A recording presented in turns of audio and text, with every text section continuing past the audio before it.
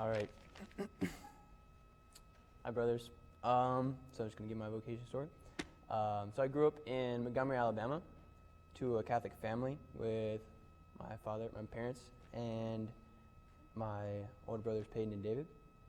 So we would go to Mass on Sundays, and we would pray before meals, but the faith wasn't really alive for me for the most part of my growing up. I didn't really have a strong relationship with God. And so during middle school and into high school, I remember I was really struggling with a lot of things. I was feeling kind of anxious and alone. I was really struggling with sins. And I didn't really know what my life was about or why I was on this earth or kind of where I was going. So I was kind of in a dark place. But by God's grace, I really encountered Jesus in a strong way the summer before my 9th grade year. So I went to a student meal conference in Atlanta with my youth group.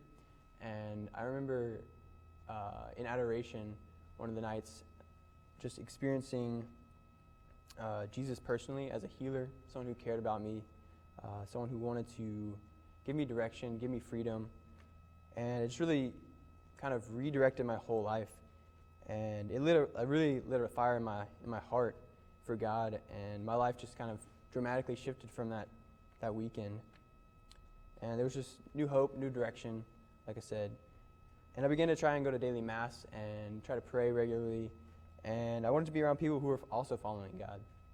And so being Christian in Montgomery, it's not really a big, it's not that exceptional. But being Catholic, my brothers from Mobile probably could tell you this. It's not very common, especially, being in the Bible Belt. So there was only like 2 other Catholics in my high school, that I knew.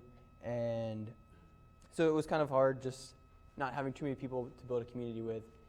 So partly for that reason, and partly because I saw just the people that I was with in my high school, it was all just kind of the same dead end that I saw, this kind of promise of the world for if you get good grades and get into a good college and get a good ACT score, all these things, make a lot of money, then you'll be happy. And it was just this kind of like false promise that I could see, and it was like, there's something missing there.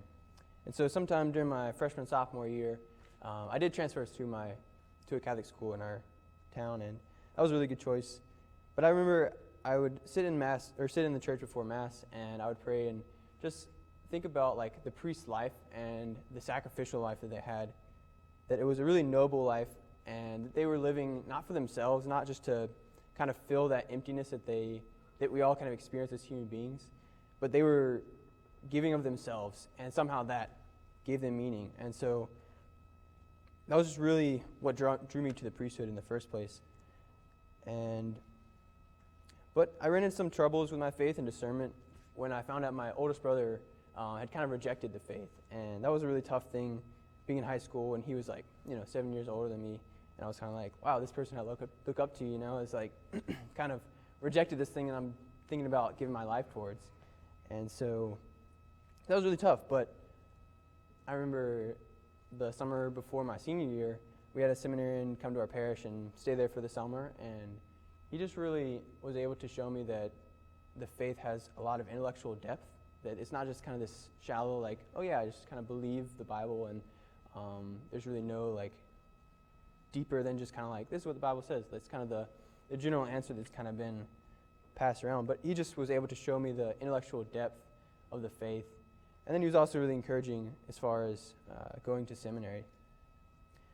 And so from that, he just pushed me on. And so I came to seminary after high school, and it's been a really good ride.